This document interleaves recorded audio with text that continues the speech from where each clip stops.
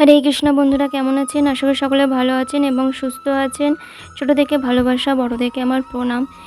আজকে যে ভিডিওটি বলবো খুবই গুরুত্বপূর্ণ। পুরী জগন্নাথ মন্দিরে এক বিশাল রহস্যময় কাহিনী, যেটি যদি আমরা না শোনেন তাহলে আপনারা ভীষণ পস্তাবে। এই কাহিনীটি শুনলে আপনারা বিপদ থেকে রক্ষা পাবেন। তো চলুন তাহলে সেই রহস্যময় কাহিনীটি জেনে নেওয়া যাক। জানতে হলে ভিডিওটি আপনাদেরকে শেষ পর্যন্ত দেখতে হবে। তা চলুন ভিডিওটি এবার শুরু করা যাক। এই পুরী জগন্নাথ দেবের মন্দিরে 4 ধামের মধ্যে অন্যতম ধাম এই পুরী জগন্নাথ মন্দির। পুরাণ অনুসারে জগন্নাথ মন্দিরকে পৃথিবীর স্বর্গ বলেই মনে করা হয়েছে।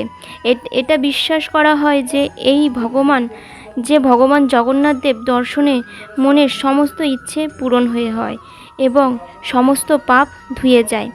জগন্নাথ দেবের মন্দিরে উঠে গেলে যে 12টি ধাপের যে সিঁড়ি পাওয়া যায়, পেরোতে হয়, সেই 22টি ধাপের আলাদা আলাদা মাহাত্ম্য রয়েছে। কিন্তু তার মধ্যে সবচেয়ে গুরুত্বপূর্ণ হলো 3য় ধাপের যে সিঁড়িটি। জগন্নাথ দেবের দর্শন করার পর মানুষ তার পাপ থেকে মুক্তি পেতে শুরু করে। আর তার কাজ হচ্ছে যতই খারাপ হোক না কেন, যে মোক্ষ লাভ করতে শুরু করে এবং কেউ আর যমলোকে আসে না। এইসব দেখেই একদিন যমরাজ ভগবান জগন্নাথের কাছে পৌঁছে যায় আর সবটা জানায়। যমরাজ জির কথা শোনার পর ভগবান জগন্নাথদেব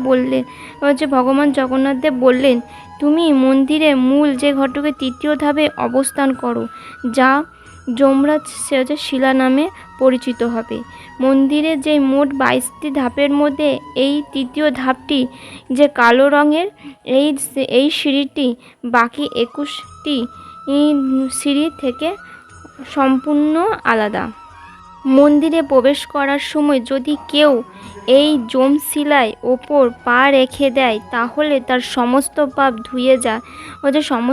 ধুয়ে যাবে। কিন্তু মন্দিরের বাইরে যাওয়ার সময় যদি কোনো ব্যক্তি যমশিলার ওপরে পা রাখে তাহলে জগন্নাথ দেবের তার মন্দিরে যা দর্শনের যেই ফল অর্জন করা, সমস্ত পুণ্য ফল হরণ করে নেবে সেই যমরাজ।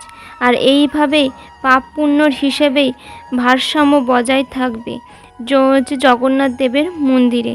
যদি আপনাদের এই ভিডিওটি ভালো লেগে থাকে তাহলে অবশ্যই আমাকে কমেন্ট করে জানাবেন। এরকম আরও ভিডিও পেতে চান তাহলে আমার চ্যানেলটিকে সাবস্ক্রাইব করে পাশে থাকা বেল আইকনটি প্রেস করে দেবেন নিত্য নতুন ভিডিও নোটিফিকেশন পাওয়ার জন্য। হরে কৃষ্ণ, রাধে রাধে, জয় জগন্নাথ।